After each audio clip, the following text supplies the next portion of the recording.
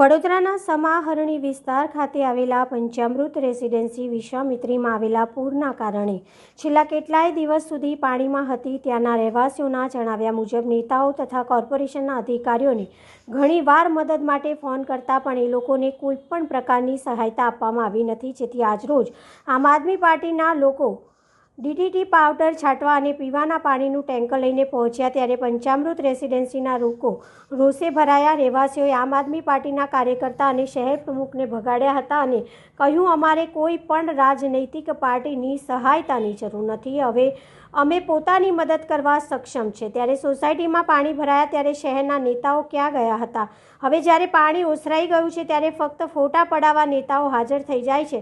જોકે પોલીસ હાજર હોવાથી ઉગ્ર ઘર્ષણ થતાં અટક્યું હતું। ત્યારબાદ આમ આદમી પાર્ટીના પ્રમુખે મીડિયા સાથે વાતચીત કરતા ભાજપ પર આક્ષેપ કરતા જણાવ્યું હતું કે આ બધું જ ભાજપના કાર્યકરો દ્વારા કરવામાં આવી રહ્યું છે, કે પછી આમ આદમી પાર્ટીના પ્રમુખ પોતાના સ્વ બચાવ માટે સફાઈ આપી રહ્યા છે।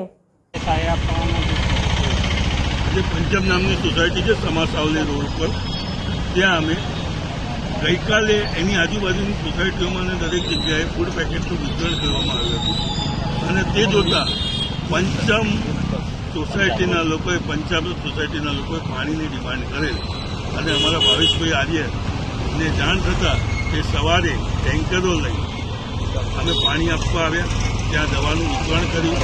આજે ડીડીટી પાવડર રોગચાળો ન ફેલાય તેના માટે આખી સોસાયટીમાં ટેમ્પો ફેરવી અને દવાનું છંટકાણ કર્યું। લોકોએ લાઈન લગાવી ઓછે પાણી લીધું છે। એ સાથે અમારી જે સેવાનું કાર્ય છે તે અમે કરવા। લોકોમાં આક્રોશ જોવા મળ્યો હતો, શું કહેશો?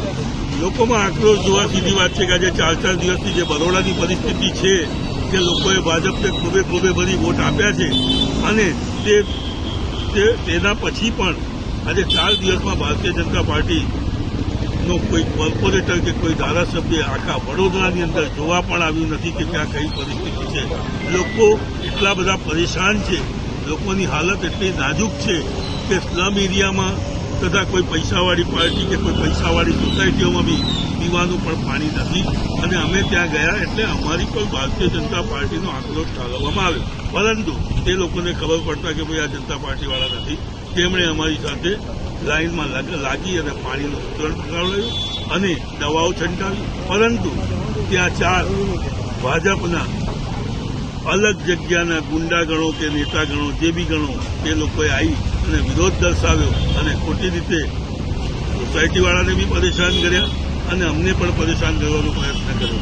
કારણ કે જે લોકો પાણી માટે આજે વલખા મારતા હતા તે લોકોને પાણીની લાઈનો લગાવી પાણી લેતા હતા, દવા છંટાવી, સોસાયટીનો કોઈ આક્રોશ નહોતો, પરંતુ ત્યાં જે પાછળથી 4 જણા આવી અને ઉલ્લડ મચાવી એ અતિ ખોટું છે। આવું ન થવું જોઈએ, આ નિંદનીય છે કે લોકોને સહાય લેવા દેવી જોઈએ। ભારતીય જનતા પાર્ટી લોકોને સહાય લેવાથી બી રોકી રહી છે।